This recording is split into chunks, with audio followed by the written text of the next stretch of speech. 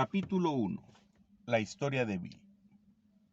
La fiebre de guerra era alta en el pueblecito de Nueva Inglaterra, al que fuimos destinados los jóvenes oficiales de Plattsburgh. Nos sentimos muy halagados cuando los primeros ciudadanos nos llevaban a sus casas y nos trataban como héroes. Ahí estaban el amor, los aplausos y la guerra. Momentos sublimes con intervalos de júbilo. Por fin estaba yo viviendo la vida y en medio de esa conmoción descubrí el licor. Al descubrirlo, olvidé las serias advertencias y los prejuicios de mi familia respecto a la bebida. Llegó el momento en que nos embarcamos para Europa. Entonces me sentí muy solo y nuevamente recurrí al alcohol. Desembarcamos en Inglaterra. Visité la Catedral de Winchester y muy conmovido me dediqué a pasear por sus exteriores. Y llamó mi atención una vieja lápida en la que leí esta inscripción: aquí yace un granadero de Hampshire, quien encontró su muerte bebiendo cerveza fría. Un buen soldado nunca es olvidado, sea que muera por mosquete o por jarra de cerveza. Amenazadora advertencia a la que no hice caso. Veterano de guerra en el extranjero, a la edad de 22 años, regresé a mi hogar. Me imaginaba ser un líder porque no era cierto que los hombres de mi batería me habían dado una muestra de su especial estimación. Yo imaginaba que por mi talento para liderazgo llegaría a estar al frente de importantes empresas que manejaría con sumo aplomo. Seguí un curso nocturno de leyes y obtuve un empleo como investigador en una compañía de seguros. Había emprendido el camino para el logro del triunfo y le demostraría al mundo lo importante que yo era. Mi trabajo me llevaba a Wall Street y poco a poco empecé a interesarme en el mercado de valores, en el que muchos perdían dinero, pero algunos se hacían muy ricos. ¿Por qué no había de ser yo uno de esos afortunados? Estudié economía y comercio a la vez que leyes.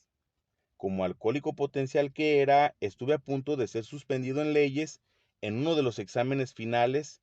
Yo estaba demasiado borracho para pensar o escribir.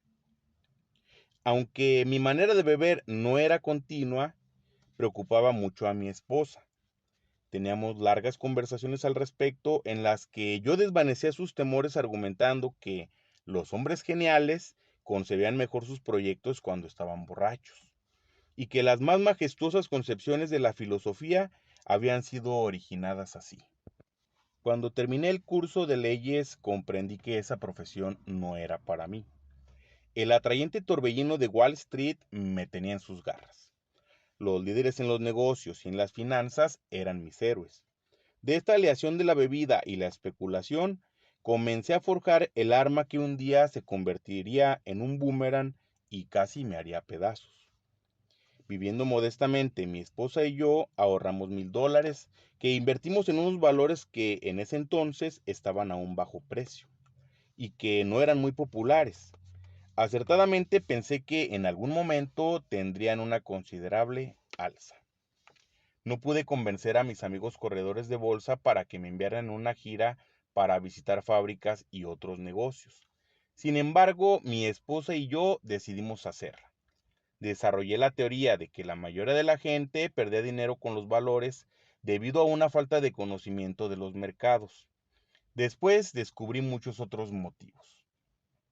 Renunciamos a nuestros empleos y emprendimos la marcha en una motocicleta cuyo carro lateral abarrotamos con una tienda de campaña, cobertores, una muda de ropa y 3 enormes libros de consulta para asuntos financieros. Nuestros amigos pensaron que debía nombrarse una comisión para investigar nuestra locura. Tal vez tenían razón. Había tenido algunos éxitos con la especulación y por ello teníamos algún dinero, aunque una vez tuvimos que trabajar en una granja para no tocar nuestro pequeño capital. Este fue el último trabajo manual honrado que haría en mucho tiempo. En un año recorrimos toda la parte del este de los Estados Unidos. Al finalizar el año, mis informes a Wall Street me valieron un puesto ahí con una cuenta muy liberal para mis gastos. Una operación de bolsa nos dejó un beneficio de varios miles de dólares ese año. Durante unos cuantos años más, la fortuna me deparó dinero y aplausos. Había triunfado. mis ideas y mi criterio eran seguidos por muchos al son de las ganancias en papel. La gran bonanza del final de los años 20 estaba en plena ebullición y expansión. La bebida estaba desempeñando un importante y estimulante papel en mi vida y en la euforia que tenía. Se hablaba a gritos en los sitios de jazz de Manhattan, todos gastaban miles y hablaban de millones. Podrían burlarse los que quisieran. Al diablo con ellos. Tuve muchos amigos de ocasión. Mi manera de beber asumió proporciones más serias, pues bebía todos los días y casi todas las noches. Las advertencias de mis amigos terminaban en pleito y me convertí en un lobo solitario. Hubo muchas escenas desagradables en nuestro suntuoso apartamento. No hubo realmente infidelidades porque la lealtad a mi esposa, ayudada a menudo por mis borracheras extremas, evitaban que yo me enredara en esos líos. En 1929 contraje la fiebre del golf. Inmediatamente nos fuimos al campo, mi esposa a aplaudirme y yo a superar a Walter Hagen. Empecé a estar tembloroso por las mañanas. El golf me permitía beber todos los días y todas las noches.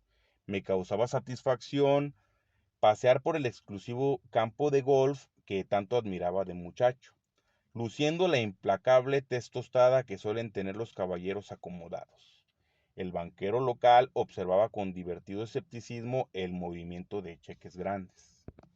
En octubre de 1929 se derrumbó repentinamente el mercado de valores de Nueva York. Después de uno de esos días infernales, me fui tambaleando del bar de un hotel a la oficina de un corredor de bolsa. Eran las 8, 5 horas después del cierre de mercado de valores. El indicador de cotizaciones todavía matraqueaba.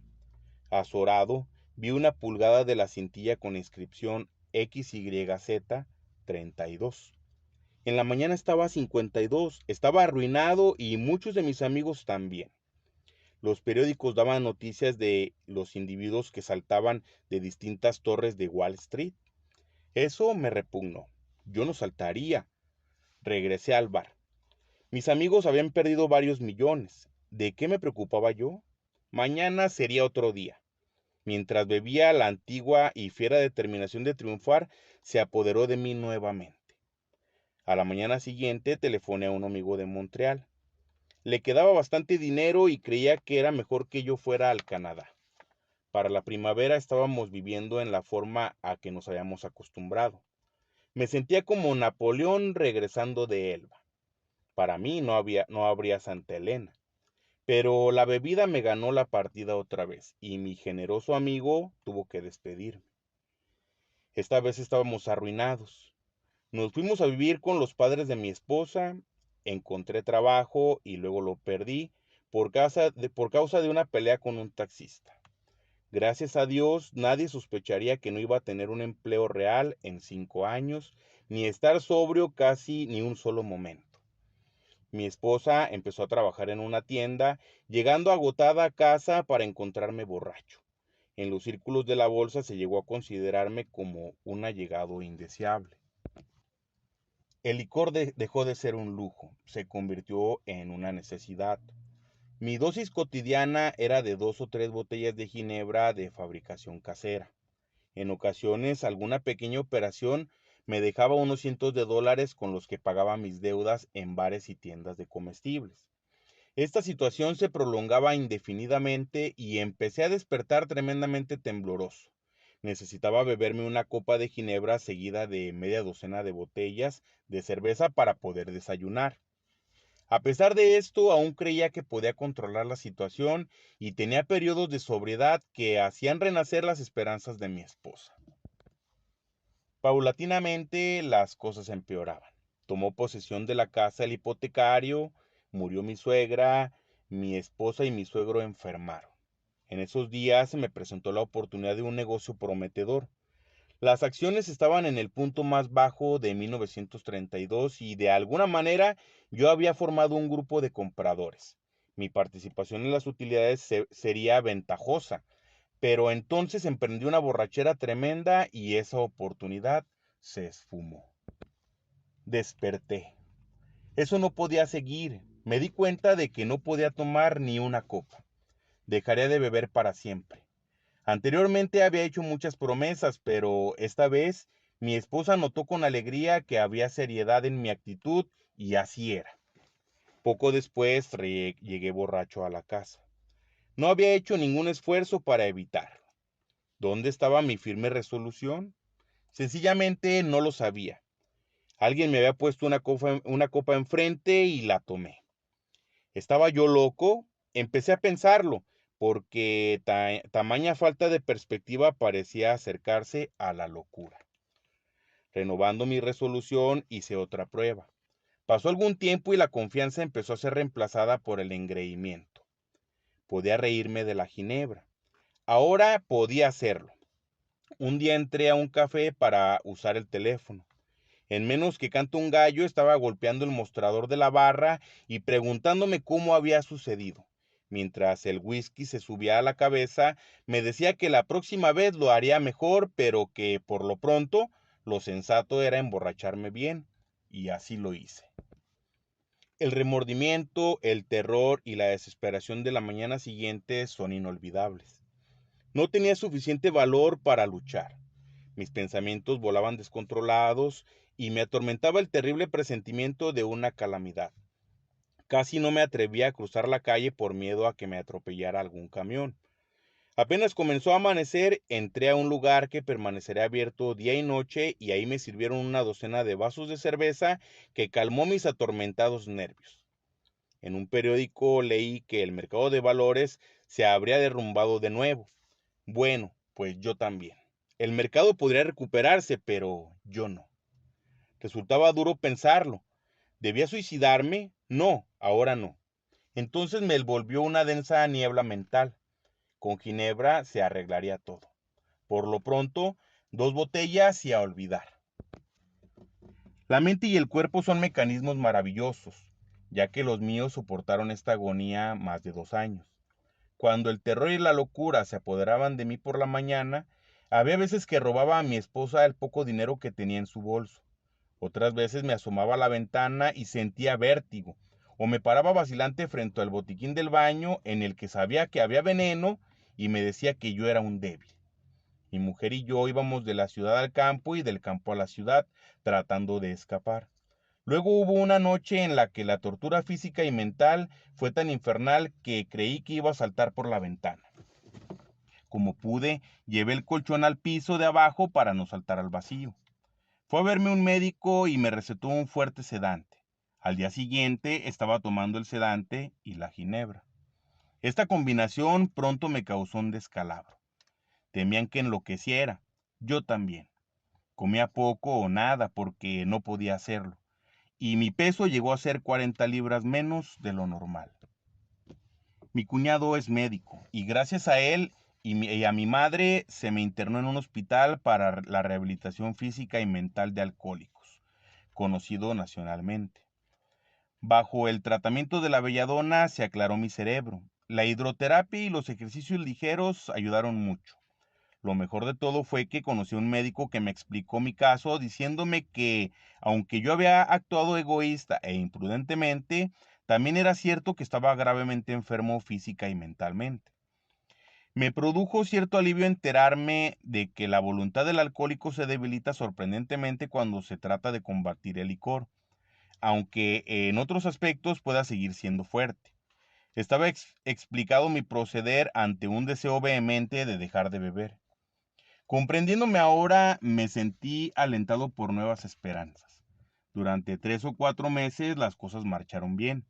Iba a la ciudad con regularidad y hasta ganaba algún dinerito. Seguramente en eso estaba la solución, conocerse a sí mismo. Pero no lo estaba, porque llegó el día temible en que volví a beber. La trayectoria de mi decaimiento físico y moral descendió como la curva que describe el esquiador en un salto de altura. Después de algún tiempo regresé al hospital. Me parecía que aquello era el fin, la caída del telón. Mi esposa, fatigada y desesperada, recibió el informe de que en un año todo acabaría con una falla del corazón durante un delirium tremens o tal vez con un edema cerebral. Pronto tendrían que llevarme a un manicomio o a una funeraria. No tenían que decírmelo, lo sabía y casi acogía con regocijo la idea. Fue un golpe devastador para mi orgullo. Yo, que tenía un concepto tan bueno de mí mismo, de mis aptitudes, de mi capacidad para vencer obstáculos, estaba por fin acorralado. Ahora me sumiría en la oscuridad, uniéndome al interminable desfile de borrachines que me predecían. Pensé en mi pobre esposa. A pesar de todo, habíamos sido muy felices. ¿Qué no hubiera dado yo para poder reparar los daños? Pero eso ya había pasado. No hay palabras para describir la soledad y desesperación que encontré en ese Senegal de autocompasión. Sus arenas movedizas se extendían por todos lados. No pude más. Estaba hundido y el alcohol era mi amo. Tembloroso, salí del hospital totalmente doblegado. El temor me sostuvo sin beber por algún tiempo, pero volvió la locura insidiosa de la primera copa y el día del armisticio de 1934 volví a beber. Todos se resignaron a la certeza de que se me tendría que encerrar en algún sitio o que dando tumbos llegaría a mi fin miserable. Qué oscuro parecía todo antes de amanecer. En realidad, eso era el principio de mi última borrachera. Pronto sería lanzado como una catapulta hacia lo que me da por llamar la cuarta dimensión de la existencia. Llegaría a saber lo que son la felicidad y la tranquilidad. El ser útil en un modo de vivir que va siendo más maravilloso a medida que transcurre el tiempo. Al finalizar aquel frío mes de noviembre, estaba sentado en la cocina de mi casa bebiendo. Con cierta satisfacción pensé que tenía escondida suficiente ginebra para esa noche y el día siguiente. Mi esposa estaba en su trabajo. Dudé si me atrevería a esconder una botella cerca de la cabecera de la cama. La necesitaría antes del amanecer. Mis cavilaciones fueron interrumpidas por el timbre del teléfono. La alegre voz de un antiguo compañero de colegio me preguntaba si podía ir a verme. Estaba sobrio. No podía recordar ninguna ocasión anterior en la que mi amigo hubiese llegado a Nueva York en esas condiciones. Me quedé sorprendido, pues se decía que lo habían internado por demencia alcohólica. ¿Cómo habría logrado escapar? Claro que vendría a cenar y entonces podría beber libremente con él. Sin preocuparme de su bienestar, solo pensé en revivir el espíritu de días pasados. Hubo una ocasión en la que alquilamos un avión para completar la juerga. Su visita era un oasis en el desierto de la futilidad. Exactamente eso, un oasis. Los bebedores son así. Se abrió la puerta y ahí estaba. Él, fresco y su cutis también, y radiante. Algo había en sus ojos, era inexplicable y diferente que lo que yo había conocido con anterioridad. ¿Qué era lo que le había sucedido? En la mesa le serví una copa, pero no la aceptó. Desilusionado, pero lleno de curiosidad, me preguntaba qué le habría sucedido al individuo. Él no era el mismo. Vamos, ¿de qué se trata?, le pregunté. Me miró a la cara con sencillez y sonriendo me contestó. Encontré la religión. Me quedé estupefacto. Ah, así es que era eso. El pasado verano, un alcohólico chiflado y ahora sospechaba un poco más chiflado por la religión. Tenía esa mirada centellante, sí. El hombre ciertamente ardía en fervor, pero que dijera disparates si así le convenía. Además, mi ginebra duraría más que sus sermones. Pero no desvarió. En una forma muy natural me contó cómo se habían presentado los individuos ante el juez solicitando que se suspendiera su internación. Habían expuesto una idea religiosa sencilla y un programa práctico de acción. Hacía 2 meses de eso y el resultado era evidente de por sí. Y surtió efecto. Había venido para pasarme su experiencia, si yo quería aceptarla. Me sentía asustado pero a la vez interesado. Tenía que estarlo, puesto que no había más remedio para mí. Estuvo horas hablando, los recuerdos de la niñez acudieron a mi memoria, me parecía estar sentado en la falda de la colina como en aquellos tranquilos domingos oyendo la voz del ministro, Recordé la promesa de juramento de temperancia que nunca firmé, el desprecio bonachón de mi abuelo hacia alguna gente de la iglesia y sus actos, su insistencia en que los astros realmente tenían su música y también su negación del derecho que tenía el ministro de decirle cómo interpretar las cosas, su falta de temor al hablar de esto poco antes de morir. Estos recuerdos surgían del pasado, me hacían sentir un nudo en la garganta. Recordé aquel día en la pasada guerra en la catedral de Winchester. Siempre había creído en un poder superior a mí mismo. Muchas veces me había puesto a pensar en estas cosas. Yo no era ateo, pocas personas lo son en realidad, porque esto significa tener una fe ciega en la extraña proposición de que este universo se originó de la nada y que marcha raudo, sin destino. Mis héroes intelectuales, los químicos, los astrónomos y hasta los evolucionistas, se sugerían que eran grandes leyes y fuerzas las que operaban. A pesar de las indicaciones contrarias, casi no tenía duda de que había de por medio una fuerza y un ritmo poderosos. ¿Cómo podría haber leyes tan perfectas e inmutables sin que hubiera una inteligencia? Sencillamente tenía que creer en un espíritu del universo que no sabe de tiempo ni limitaciones, pero solo hasta aquí. De clérigos y de las religiones del mundo, de eso precisamente era de lo que yo me separaba. Cuando me hablaban de un Dios personal que era amor, poder sobrehumano y dirección, me irritaba y mi mente se cerraba a esa teoría. A Cristo le concedía la certeza de ser un gran hombre, no seguido muy de cerca por aquellos que lo invocaban. Su enseñanza moral óptima había optado para mí lo que me parecía conveniente y no muy difícil. De lo demás no hacía caso. Las guerras que se habían librado, los incendios y los embrollos de las disputas religiosas habían provocado me causara repugnancia. Yo dudaba sinceramente de que, haciendo un balance, las religiones de la humanidad hubiesen hecho algún bien. A juzgar por lo que había visto en Europa, el poder de Dios en los asuntos humanos resultaba insignificante y la hermandad entre los hombres era una broma. Si existía el diablo, este parecía ser el amo universal y ciertamente me tenía dominado. Pero mi amigo, sentado frente a mí, manifestó categóricamente que Dios había hecho por él lo que no había podido hacer por sí mismo. Su voluntad humana había fallado. Los médicos lo habían desahuciado. La sociedad estaba lista para encerrarlo, como yo. Había admitido una completa derrota.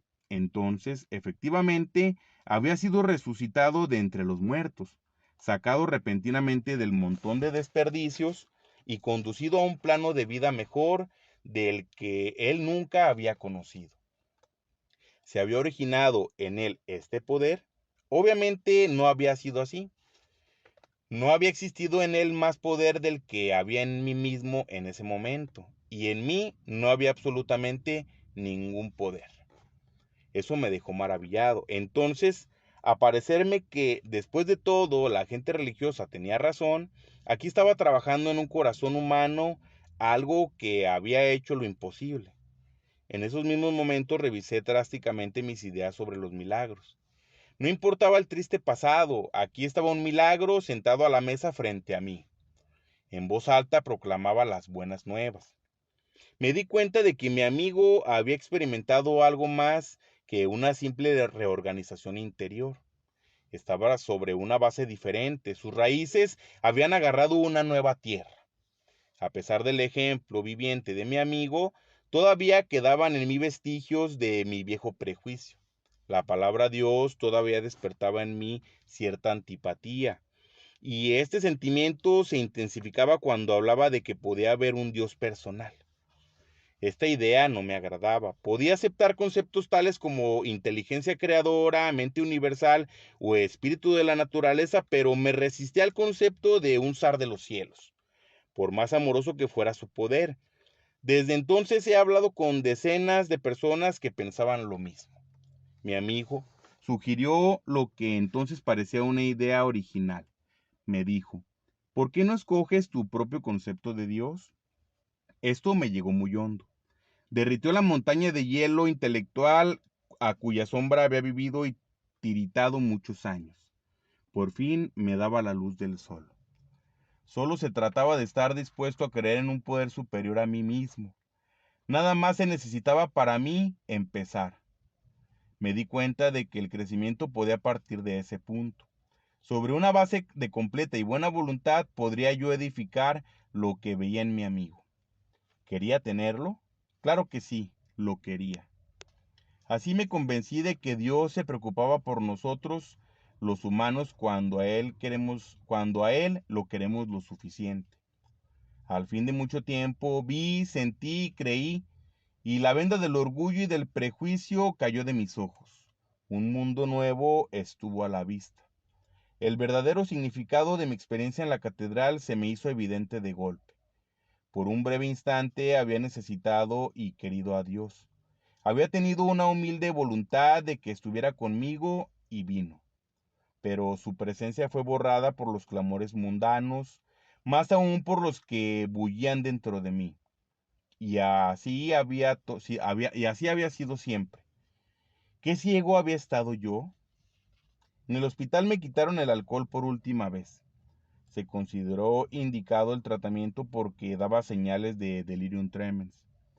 Ahí me ofrecí humildemente a Dios, tal como lo concebía entonces, para que se hiciera en mí su voluntad. Me puse incondicionalmente a su cuidado y bajo su dirección. Por primera vez admití que por mí mismo no era nada, que sin Él estaba perdido. Sin ningún temor encaré mis pecados y estuve dispuesto a que mi recién encontrado amigo me los quitara de raíz. Desde entonces no he vuelto a beber ni una sola copa. Mi compañero de escuela fue a visitarme y lo puse al tanto de mis problemas y mis deficiencias. Hicimos una lista de las personas a quienes yo había dañado o contra las que tenía resentimientos. Yo expresé mi completa disposición para acercarme a esas personas, admitiendo mis errores.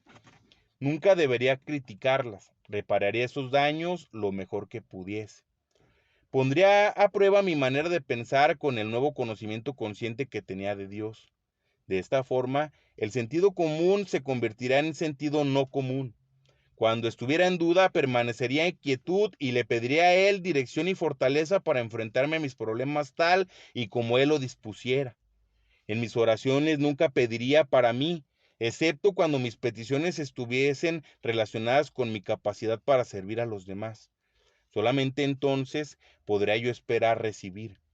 Pero eso sería en gran escala. Mi amigo prometió que cuando hiciera todo esto entraría en una nueva relación con mi Creador, que tendría los elementos de una manera de vivir que era la respuesta a todos mis problemas.